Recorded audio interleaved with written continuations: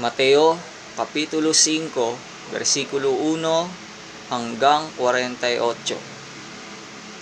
At pagkakita sa mga karamihan, ay umahon siya sa bundok. At pagkaupo niya, ay nagsilapit sa kanya ang kanyang mga alagad.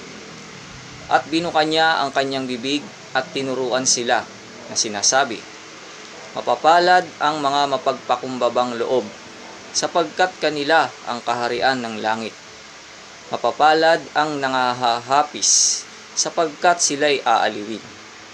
Mapapalad ang maaamo, sapagkat mamanahin nila ang lupa. Mapapalad ang nangagugutom at nangauuhaw sa katwiran, sapagkat sila'y bubusugin. Mapapalad ang mga mahabagin, sapagkat sila'y kahahabagan. Mapapalad ang mga may malinis na puso, sapagkat makikita nila ang Diyos. Mapapalad ang mga mapagpayapa, sapagkat sila'y tatawaging mga anak ng Diyos. Mapapalad ang mga pinag-uusig dahil sa katwiran, sapagkat kanila ang kaharian ng langit. Mapapalad kayo pagka kayo'y inaalimura at kayo'y pinag-uusig at kayo'y pinagwiwikaan ng sari-saring masama na pawang kasinungalingan dahil sa akin. Mangagalak kayo at mangagsayang totoo, sapagkat malaki ang ganti sa inyo sa langit. Sapagkat gayon din ang kanilang pagkausig sa mga propeta na nangauna sa inyo. Kayo ang asin ng lupa.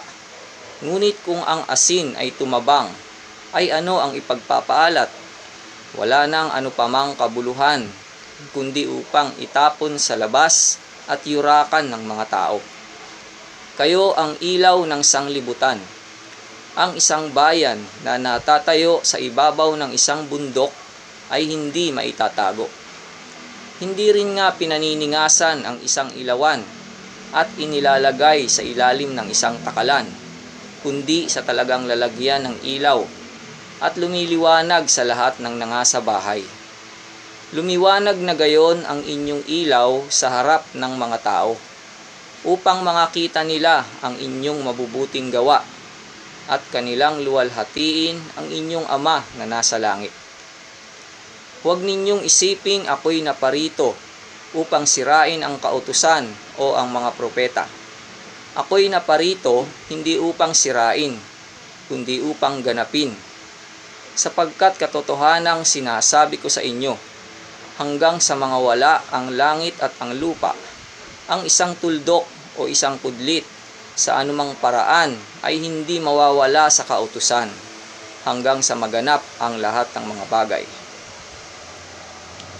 Kaya't ang sino mang sumuway sa isa sa kaliit-liitang mga utos na ito at ituro ang gayon sa mga tao, ay tatawaging kaliit-liitan sa kaharian ng langit. Datapwat ang sino mang gumanap at ituro, ito'y tatawaging dakila sa kaharian ng langit. Sapagkat sinasabi ko sa inyo, na kung hindi hihigit ang inyong katwiran sa katwiran ng mga eskriba at mga pariseo, sa anumang paraan ay hindi kayo magsisipasok sa kaharian ng langit. Narinig ninyo na sinabi sa mga tao sa una, huwag kang papatay. At ang sino mang pumatay ay mapapasapanganib sa kahatulan. Datapwat sinasabi ko sa inyo, na ang bawat mapuot sa kanyang kapatid ay mapapasapanganib sa kahatulan.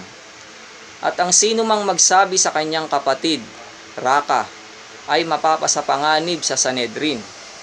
At ang sino mang magsabi, ulul ka, ay mapapasapanganib sa impyerno ng apoy.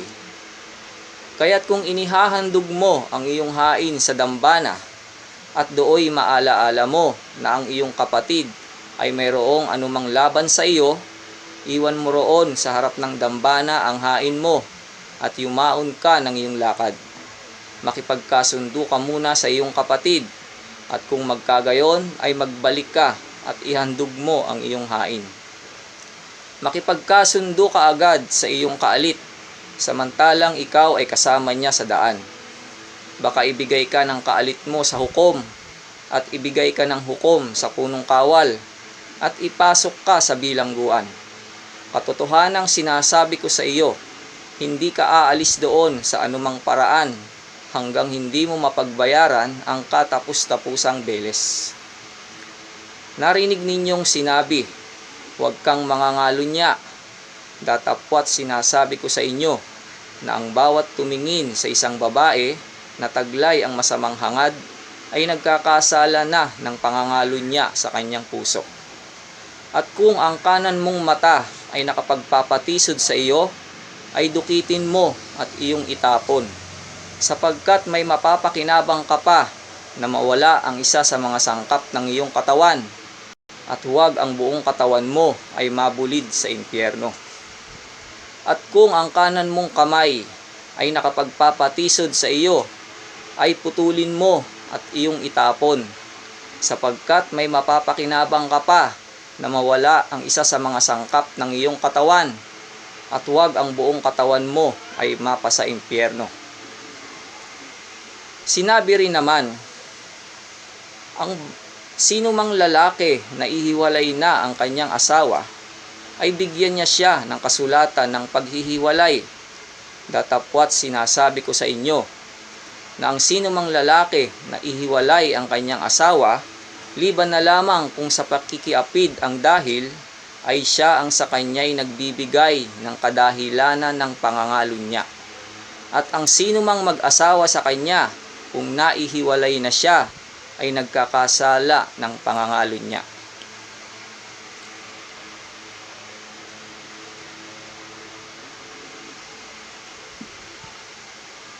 Bukod sa rito'y inyong narinig na sinabi sa mga tao sa una, huwag kang manunumpa ng di katotohanan, kundi tutupdin mo sa Panginoon ang iyong mga sumpa.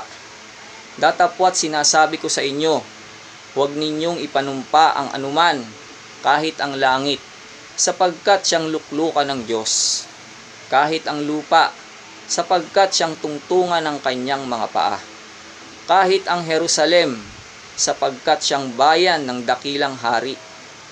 Kahit man ang ulo mo ay huwag mong ipanumpa, sapagkat hindi ka makagagawa ng isang buhok na maputi o maitim. Datapwat ang magiging pananalita ninyo'y oo, oo, hindi, hindi, sapagkat ang humigit pa rito ay buhat sa masama. Narinig ninyong sinabi, mata sa mata at ngipin sa ngipin. Datapwat sinasabi ko sa inyo, huwag kayong makilaban sa masamang tao, kundi sa sino mang sa iyo'y sumampal sa kanan mong pisngi, iharap mo naman sa kanya ang kabila. At sa mag-ibig na ikaw ay ipagsakdal, at kunin sa iyo ang iyong tunika, ay iwan mo rin naman sa kanya ang iyong balabal.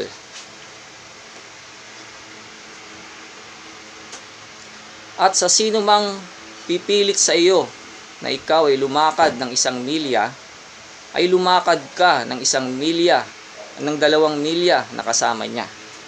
Bigyan mo ang sa iyo'y humihingi, at huwag mong talikdan ang sa iyo'y nangungutang. Narinig ninyong sinabi, iibigin mo ang iyong kapwa at kapopuotan mo ang iyong kaaway. Datapwat sinasabi ko sa inyo, ibigin ninyo ang inyong mga kaaway, at idalangin ninyo ang sa inyo'y nagsisiusig, upang kayo'y maging mga anak ng inyong Ama na nasa langit, sapagkat pinasisikat niya ang kanyang araw sa masasama at sa mabubuti, at nagpapaulan sa mga ganap at sa mga hindi ganap. Sapagkat kung kayo'y iibig sa nangagsisiibig lamang sa inyo, ano ang ganti na inyong kakamtin? Hindi ba gagayon din ang ginagawa ng mga maniningil ng buwis? At kung ang mga kapatid lamang ninyo ang inyong babatiin, ano ang kalabisan ng inyong ginagawa? Hindi ba gagayon din ang ginagawa ng mga hentil? Kayo nga'y magpakasakdal na gaya ng inyong Ama sa kalangitan na sakdal.